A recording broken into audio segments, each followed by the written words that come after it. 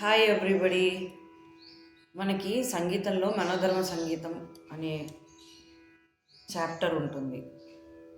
Okay, దానిలో మళ్ళీ 3 రకాలు: కల్పనాస్వరము, రాగము, నెరవులు, తానము, అంటే 4 ఇవి ఉంటాయి కదా.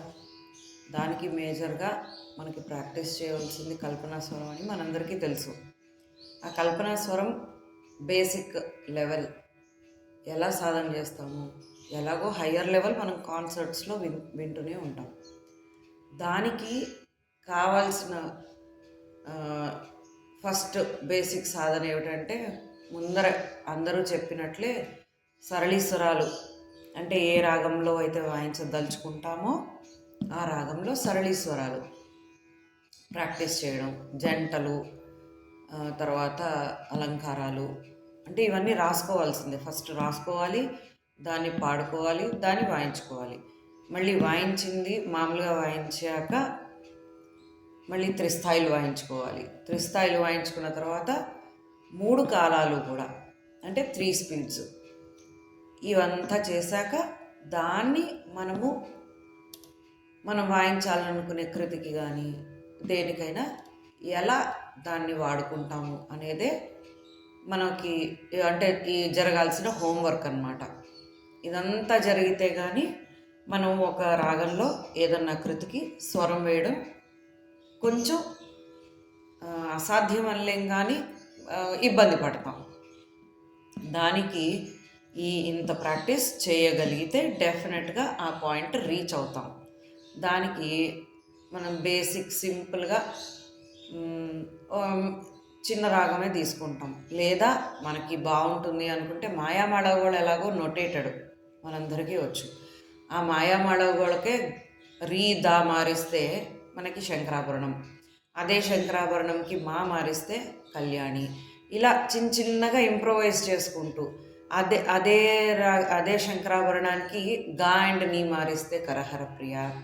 ఇలా చిన్నగా చేంజెస్ చేసుకుంటూ రోజుకో రాగం చేయగలిగితే డెఫినెట్గా మనము ఆ పాయింట్ రీచ్ అవుతాం.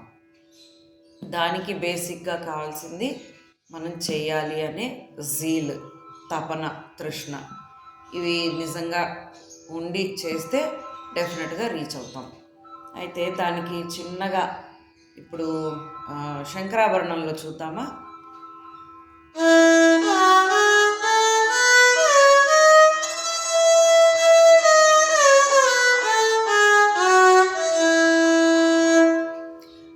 దీనిలోనే అలంకారం వాయించుకుందాము.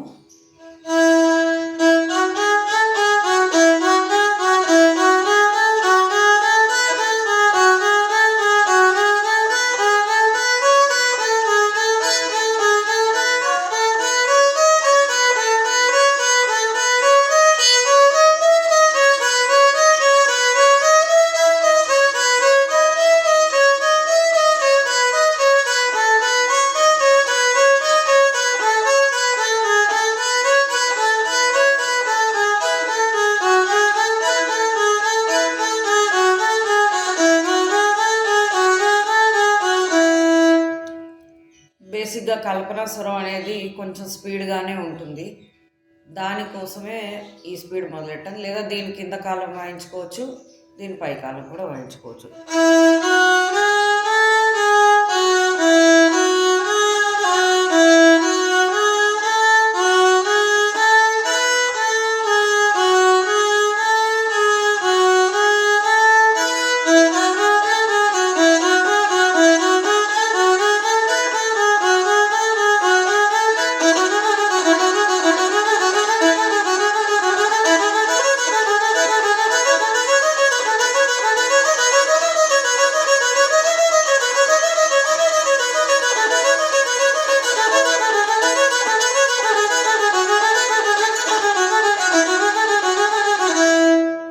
ఇలా అన్ని అలంకారాలు మనం వాయించుకోవాలి.